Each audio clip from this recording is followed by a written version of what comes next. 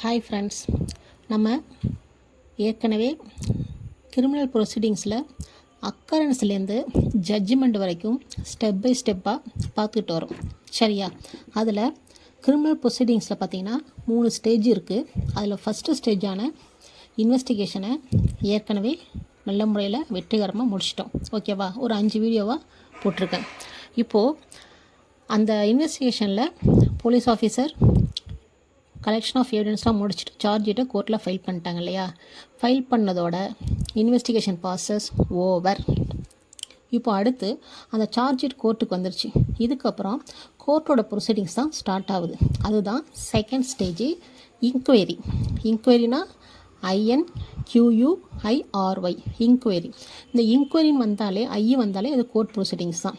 வந்தால் தான் அந்த பக்கம் அஃபிஷியல் சைடு போயிடும், அதாவது போலீஸ் ஸ்டேஷன் அந்த மாதிரி போயிடும்.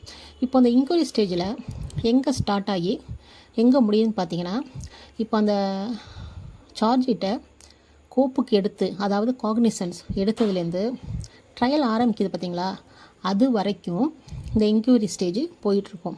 அதில் ஃபஸ்ட்டு பார்க்கும்போது காக்னிசன்ஸ், அதை எப்படி எடுக்கிறாங்க, என்னென்ன பேசிஸ் எடுக்கிறாங்க, அதை எடுக்கிறதுக்கு மேஜிஸ்ட்ரேட் கோர்ட்டு மட்டும்தான் அதிகாரம் இருக்கா, இல்லை கோர்ட் ஆஃப் செஷன்ஸ் அவங்களும் எடுக்கலாமா, அதுக்கான வழிமுறைகள் என்ன, அதை சொல்கிற செக்ஷன்ஸு முதல்ல பார்த்திங்கன்னா சிஆர்பிசியில் பார்த்துட்டு, அதற்கப்புறமா பிஎன்எஸ்எஸில் எதெல்லாம் ஆட் பண்ணியிருக்காங்க அதை மட்டும் பார்த்தோம்னா நமக்கு ஒரு கிளியர் கட் ஐடியா கிடைக்கும். ஓகேங்களா? இப்போது சிஆர்பிசியை பொறுத்த வரைக்கும் நம்ம ஃபஸ்ட்டு காக்னிசன்ஸ் சம்மந்தமாக எங்கே ஸ்டார்ட் ஆகுனா சாப்டர் 14 ஸ்டார்ட் ஆகுது. அங்கே ஸ்டார்ட் ஆகுதில் அந்த செக்ஷன் சாப்டர் 14 உள்ள செக்ஷன் பார்த்திங்கன்னா 190லேருந்து 199 வரைக்கும் சொல்லப்பட்டிருக்கிறது. அந்த சாப்டரில் நம்ம காக்னிசன்ஸ் சம்மந்தமாக பார்க்க போகிற குறிப்பிட்ட செக்ஷன் மட்டும் பார்த்திங்கன்னா 190, அப்புறம் 193, இன்னொன்று 199. ரைட்டுங்களா? இது எல்லாமே அந்த காக்னிசன்ஸ் ரிலேட்டட் மேட்டர்ஸ் தான் இருக்குது. இப்போ ஃபஸ்ட்டு 190 பார்த்திங்கன்னா 190ல் என்ன சொல்லியிருக்காங்கன்னா, cognizance of offences by magistrate. இங்கே மேஜிஸ்ட்ரேட் மட்டும்தான் காக்னிசன்ஸ் எடுக்க முடியும். அது சம்மந்தமான ப்ரொவிஷன் தான் 190. ஓகேங்களா? அதில் சொல்லப்பட்ட விஷயங்கள் பார்த்திங்கன்னா first class magistrate, second class magistrate. இப்போது இதில் செகண்ட் கிளாஸ் மேஜிஸ்ட்ரேட்னு சொல்லியிருக்காங்க இல்லையா, அதை நம்ம பெருசாக எடுத்துக்க வேணாம். ஏன்னா இப்போ பல இடங்களில் செகண்ட் கிளாஸ் மேஜிஸ்ட்ரேட்லாம் இல்லை. அது பார்த்திங்கன்னா செகண்ட் கிளாஸ் மேஜிஸ்ட்ரேட்டுங்கிறது சிஜிஎம் பவர் கொடுத்தா மட்டும்தான் காக்னிசன்ஸ் எடுக்க முடியும். ஸோ நம்ம அதை லீவ் பண்ணிவிடுவோம். ஃபஸ்ட்டு ஜேஎம் ஃபஸ்ட் கிளாஸ் இருக்குல்ல, அவங்கள மட்டும் பார்க்கலாம். அந்த ஆஸ்பெக்டில் ஒரு 3 அடிப்படையான விஷயம் சொல்கிறாங்க. அதன் அடிப்படையில் அவங்க காக்னிசன்ஸ் எடுக்கலாம். அதை ஃபஸ்ட்டு ஒன்று பார்த்தீங்கன்னா, ஃபஸ்ட்டு பிகினிங்கில் சொல்கிறது கம்ப்ளைண்ட், அதாவது ப்ரைவேட் கம்ப்ளைண்ட்லாம் போடுறாங்க இல்லையா கோர்ட்டில், அதன் அடிப்படையில் காக்னிசன்ஸ் எடுப்பது. செகண்டு பார்த்தீங்கன்னா போலீஸ் ரிப்போர்ட்டு, அதுதான் நம்ம ஏற்கனவே பார்த்தோம் இல்லையா இன்வெஸ்டிகேஷனில், அதாவது சார்ஜ் ஷீட்டு, அதன் அடிப்படையில் காக்னிசன்ஸ் எடுப்பது. தேர்டு பார்த்தீங்கன்னா, தேர்டு ஒன்றில் 2 விஷயம் இருக்குது. ஒன்று போலீஸ் நபர் இருக்காங்களா, போலீஸார் அல்லாத வேறு நபர்கள் மூலமாக ஒரு விஷயம் கோர்ட்டுக்கு தெரிய வந்தால் அதன் மூலமும், அல்லது நீதிமன்றம் தன்னிச்சையாக தானாக முன்வந்து, அதாவது இங்கிலீஷில் சோ மோட்டோன்னு சொல்லுவாங்க இல்லையா, அந்த மாதிரி காக்னிசன்ஸ் எடுக்கலாம். இந்த 3 ஆஸ்பெக்டில் தான் ஒரு மேஜிஸ்ட்ரேட் காக்னிசன்ஸ் எடுக்க முடியும். சரிங்களா? இப்போது இதை முடிச்சிட்டோம் நம்ம. இதுக்கப்புறம் அடுத்து ஒரு கொஸ்டின் வரும். மேஜிஸ்ட்ரேட் கோர்ட்டில் காக்னிசன்ஸ் எடுத்துட்டாங்க, தட் இஸ் 190 சிஆர்பிசி. இப்போது கோர்ட் ஆஃப் செஷன்ஸ்க்கு காக்னிசன்ஸ் எடுக்கிறதுக்கு ஏதாவது ரைட்ஸ் இருக்கா, அதை சொல்கிற செக்ஷன் என்ன, அதில் செக்ஷனில் சொல்லப்பட்ட விஷயங்கள் என்னென்ன, அதை பார்க்கும்போது ஃபஸ்ட்டு 193 பார்க்கணும், அதோட 199 சிஆர்பிசியை பார்க்கணும். தென் ஸ்பெஷல் ஆக்ட் பற்றியா இருக்கு இல்லையா, ஸ்பெஷல் ஆக்ட் சம்மந்தமாக உருவாக்கப்பட்ட ஸ்பெஷல் கோர்ட்டு, அது சம்மந்தமாகவும் தெரிஞ்சுக்கணும். ஏன்னா இதில் அந்த செக்ஷன் 193 இதெல்லாம் வருது. இப்போ 193 பார்த்தீங்கன்னா cognizance of offences by courts of sessions கோர்ட்டில் காக்னிசன்ஸ் எடுக்கிறது சம்மந்தமாக சொல்கிறாங்க. அது என்னென்னா, ஃபஸ்ட்டு தேர்டு லைன்லேருந்து படிச்சிடுறேன். அதாவது no court of session shall take cognizance of any offense as a court of original jurisdiction. அதாவது ஒரிஜினல் ஜூரிஸ்டிக்ஷன் வரக்கூடிய எந்த அஃபென்ஸையுமே கோர்ட் ஆஃப் செஷன் காக்னிசன்ஸ் எடுக்கக்கூடாது, எடுப்பதற்கு ரைட்ஸே கிடையாது. அதர்வைஸ் எப்படின்னா, நம்ம மேஜிஸ்ட்ரேட் கோர்ட்லேருந்து மர்டர் கேஸு, திருநாட்சமெல்லாம் கமிட்டல் ஆகி போகும் இல்லையா, அதாவது ட்ரையல் வந்து எக்ஸ்க்ளூசிவாக செஷன்ஸ் கோர்ட்டில் தான் நடத்துவாங்க. அந்த ஆஸ்பெக்டில் கமிட்டல் பண்ணி அனுப்புவாங்க மேஜிஸ்ட்ரேட் கோர்ட்டில். அந்த கேஸை மட்டும்தான் அவங்க காக்னிசன்ஸ் எடுக்க முடியும். அதர்வைஸ் எந்த கேஸையும் அவங்க காக்னிசன்ஸ் எடுக்க முடியாது அந்த ஒரிஜினல் ஜூரிஸ்டிக்ஷன் ஆஸ்பெக்டில். சரிங்களா? இங்கே 2 எக்ஸப்ஷன் இருக்குது. அதுதான் பிகினிங்லேயே சொல்லியிருக்காங்க. Accept as otherwise expressly provided by this code. புரியுதுங்களா? அதாவது இந்த சிஆர்பிசி இந்த கோடில் எக்ஸ்ப்ரெஸ்ஸாக ஏதாவது சொல்லியிருந்தாங்கன்னா அது சம்மந்தமாக காக்னிசன்ஸ் எடுக்கலாம்.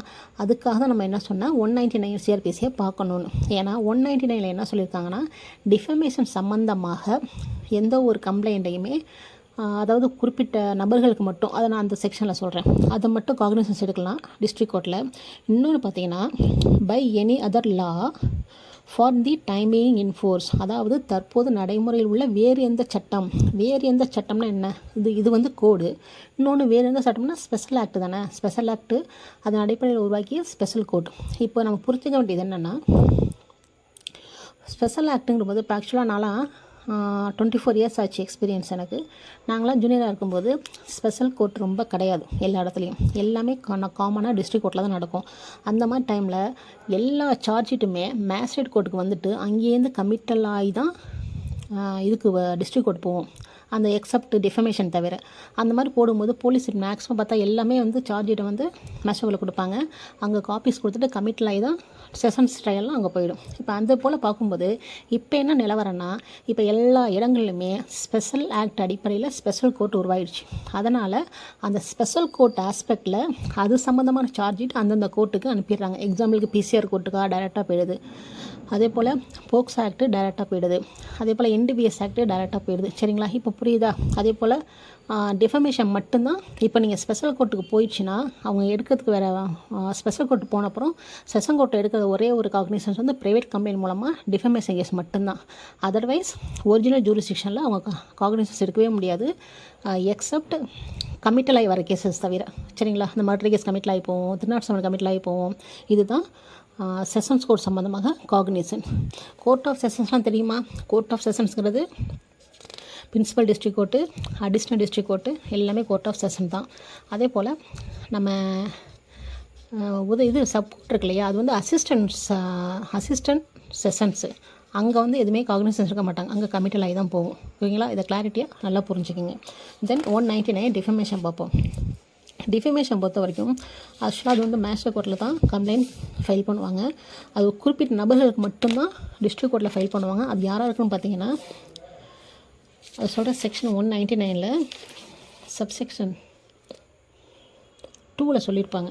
யாராருன்னு பார்த்தீங்கன்னா president, vice president, governor, administrator of a union territory, minister of union and state, அதே போல் எனி அதர் பப்ளிக் சர்வன்ட். இந்த மாதிரி அஃபிஷியல்ஸ் இருக்காங்க இல்லையா, அவங்க மேலாம் வழக்கு போடணுன்னா அந்த முன் அனுமதியோட பிபி தான் ரிட்டனாக கோர்ட் ஆஃப் செஷனில் கம்ப்ளைண்ட் பண்ணுவாங்க. அதை மட்டுமே அவங்க எடுக்கிறதுக்கு ரைட்ஸ் இருக்குது. அதாவது a court of session may take cognizance of such offences without the case being committed to it. அதாவது கமிட்டல் பண்ணாமலே டைரெக்டாக அவங்க எடுக்கிறதுக்கு அந்த செக்ஷனில் அவங்களுக்கு வழிமுறை சொல்லியிருக்காங்க. இதுதான் காக்னிசன்ஸ் சம்மந்தமாக டிஸ்ட்ரிக்ட் கோர்ட்டில் உள்ள வழிமுறைகள். ஓகேங்களா? இப்போது இந்த காக்னிசன்ஸ் சம்மந்தம் இன்னும் ஒரு செக்ஷன் இருக்குது. பொதுவாக ஒரு கேஸை வந்து நம்ம ப்ரைவேட் கம்ப்ளைண்ட், இது வந்து ப்ரைவேட் கம்ப்ளைண்ட்டில் வருது சாப்டர் 15. அதாவது ஒரு மேஜிஸ்ட்ரேட் கோர்ட்டில் நம்ம ஜூரிஸ்டிக்ஷன் இல்லாத ஒரு கோர்ட்டில் ப்ரைவேட் கம்ப்ளைண்ட்டை ஃபைல் பண்ணிடுறோம். அங்கே நமக்கு அவர் காக்னிசன்ஸ் எடுக்கிறதுக்கு பதிலாக என்ன பண்ணலான்னா நல்ல என்டாஸ்மெண்ட்டோட ப்ராப்பர் கோர்ட்டில் ஃபைல் பண்ணுங்கன்னு சொல்லி என்டாஸ்மெண்ட்டோட அந்த ஃபைலை திருப்பி ரிட்டர்ன் பண்ணலாம். இதுதான் அந்த செக்ஷனில் சொல்லியிருக்காங்க. அந்த செக்ஷன் சொல்கிறது பார்த்தீங்கன்னா 201 சிஆர்பிசி. ஓகேங்களா?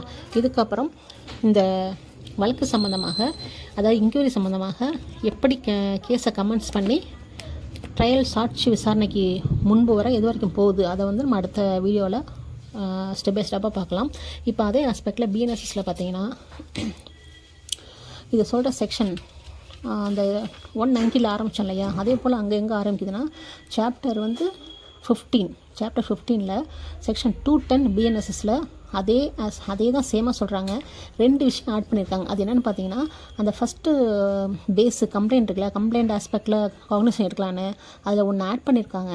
என்னன்னா ஸ்பெஷலாக அண்டர் ஸ்பெஷலாக அந்த அடிப்படையில் நீங்கள் வந்து ப்ரைவேட் கம்ப்ளைண்ட் கொடுத்தாலும் அதை வந்து நீங்கள் காக்னிசன்ஸ் எடுத்துக்கணும், அதை சொல்லியிருக்காங்க. அதே போல் போலீஸ் ரிப்போர்ட் வந்து எலக்ட்ரானிக் மோடில் அனுப்புகிறாங்க இல்லையா, அந்த ஆஸ்பெக்ட்லேயும் அவங்க காக்னிசன்ஸ் எடுக்கலாம். இது 2 விஷயம் தான் இதில் வந்து ஸ்பெஷலாக ஆட் பண்ணியிருக்காங்க. மற்றபடி எல்லாம் சேமு. அதே போல் கோர்ட் ஆஃப் செஷனுங்கிறது செக்ஷன் 213 சொல்லியிருக்காங்க. அது சேம் தான், அதில் எந்த ஒரு மாறுபாடும் இல்லை. செகண்ட் டிஃபமேஷனும் செக்ஷன் பார்த்திங்கன்னா 222, அதுலேயும் எந்த ஒரு மாறுபாடும் இல்லை. சரிங்களா? இப்போ அந்த மேஜிஸ்ட்ரேட் கோர்ட்டில் ரிட்டர்ன் பண்ணுறாங்க இல்லையா அந்த ப்ரைவேட் கம்ப்ளைண்ட்டை, அதுக்கு உண்டான செக்ஷன் பார்த்திங்கன்னா இதில் 224. அந்த சாப்டர் பார்த்திங்கன்னா 16 கம்ப்ளைண்ட்ஸ் டு மேஜிஸ்ட்ரேட், அது வந்து ப்ரைவேட் கம்ப்ளைண்ட் சம்மந்தப்பட்டது. இதுதான் இந்த அதாவது எப்படின்னா காக்னிசன்ஸ் சம்மந்தமான உள்ள விஷயங்கள்.